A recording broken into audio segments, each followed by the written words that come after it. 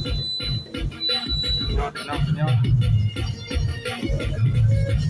าเด้อพี่น้องเด้อข้าวดาวอยู่บ้านไทยค่ะข้าวดาวน้องอามั่ง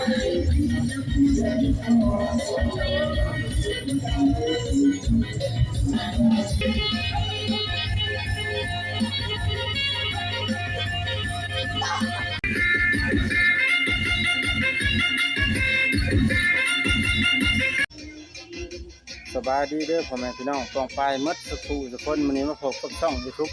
บ่าวสายค่ำถึงเก่าถึงเคยเลยพี่น้องวันนี้บ่าวสายค่ำมาสิมาบันทึกการกินเลี้ยงต้อนรับปีใหม่พี่น้องคือว่าเตรียมมันข้าวดาวต้อนรับปีใหม่บรรยากาศเตรียมงานพี่น้องอยู่บ้านไผ่เมืองเจพรแขวงสนเขตเฮาพี่น้องเบิ่งบรรยากาศพี่น้องอ้อมหอบพี่น้องก่อนที่เขาไปรับชมคลิปก็ฝากพี่น้องกดไลค์กดแชร์กดติดตามให้บ่าวสายค่ำ Channel เด้อพี่น้องเด้อก็ว่าสิเป็นนั่นกำลังใจให้บ่าวคลิปต่อไปพี่น้องไปเดี๋ยวนี้ผมเตรียมการมื้อเลยพี่น้องไปเบิ่งพี่น้องสวัสดีพี่น้องวันนี้บ่าวสายค่ำ Channel กับมีโอกาสมาถ่ายอันเตรียมเทว่าข้าวดาวมื้อแรงพี่น้องอยู่บ้านไทยเด้อพี่น้องเอ้ยบ่าวสายค่ำ Channel มีโอกาสมาถ่ายเป็นสีอันนั้นนะพี่น้องเป็นสีฉลองนับข้าวดาวนะพี่น้องอันนี้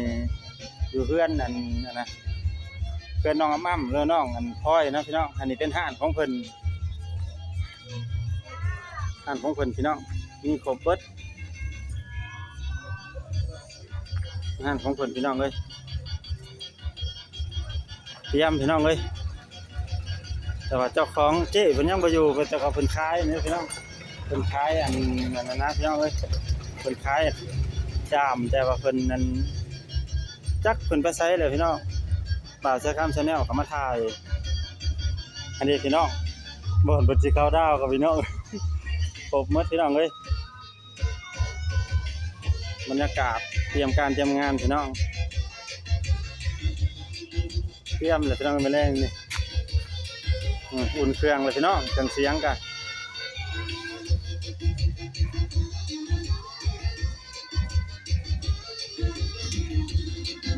เตรียมพี่น้องเลยเตรียมงานมาแรง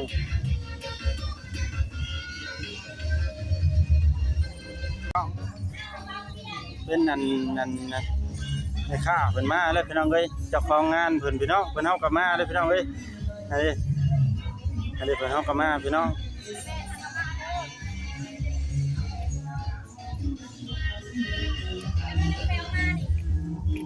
กำลังจะมาพี่น้อง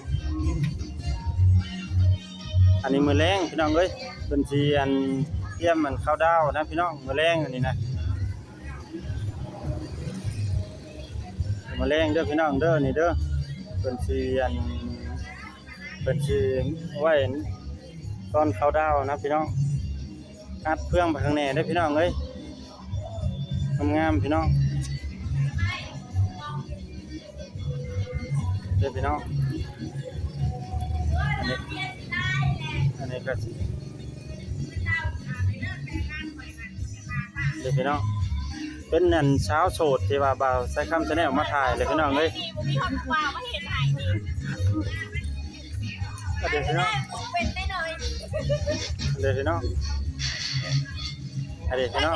เป็นเอาหน้าเมาแหละเป็นกันได้เป็นเอาไปหัดไว้เอา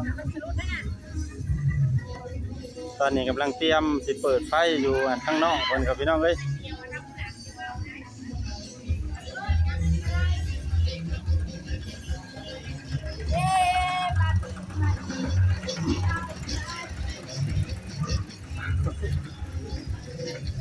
พี่น้องไปเลยพี่น้อง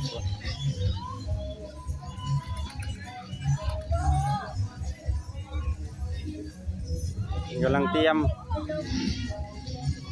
คนกำลังเตรียมมันนะพี่น้อง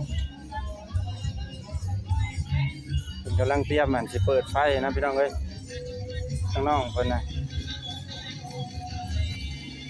บ่าวสายค่ำ Channel มาถ่ายคลิปลงช่อง YouTube ฝากกดติดตามหน่อยเด้อพี่น้องเด้อฝากเข้าไปเบิ่งคลิปหน่อยเด้อพี่น้องเด้อฝากกดไลค์กดแชร์กดติดตามให้บ่าวใช้คำชาแนลเด้อพี่น้องพี่น้องเอ้ยตอนนี้อุ่นเครื่องพี่น้องเครื่องพี่น้องเอ้ย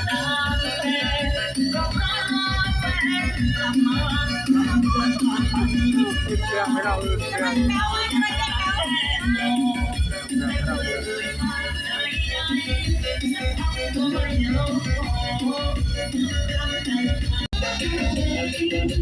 พี่น้องเด้พี่เคยเห็นเลยพี่น้องม่วนเลยพี่น้องเอ้ยไปนี่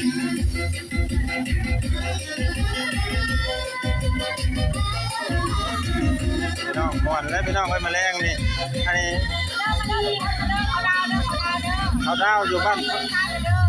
านไทยเด้อพี่น้องเด้อ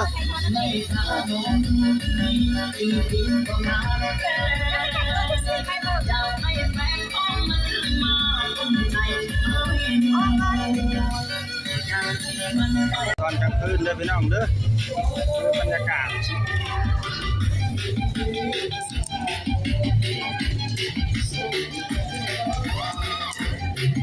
รยากาศกลางคืนพี่น้อง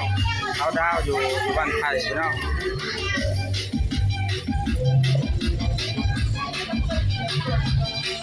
ดีเจพี่น้องดีเจพี่น้องดีเจ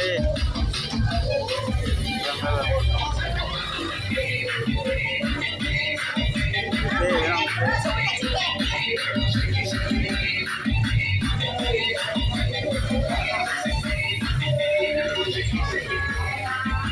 อันนี้เป็นน้องอามั่มอันนี้นะ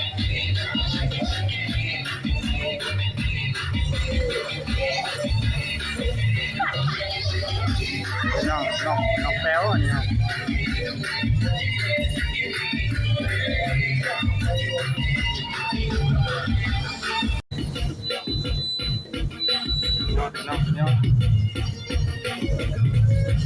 มาเด้อพี่น้องเด้อ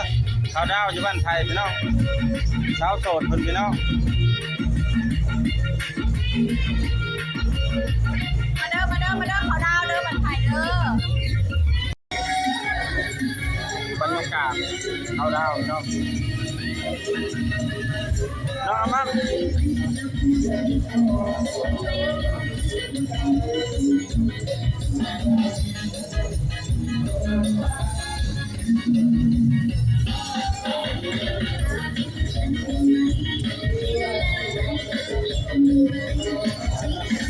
บรรยากาศ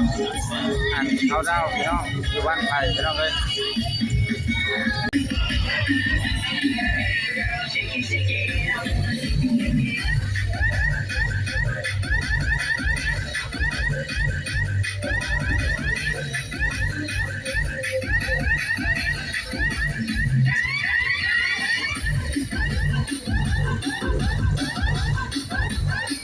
บรรยากาศกลางคืนพี่น้อง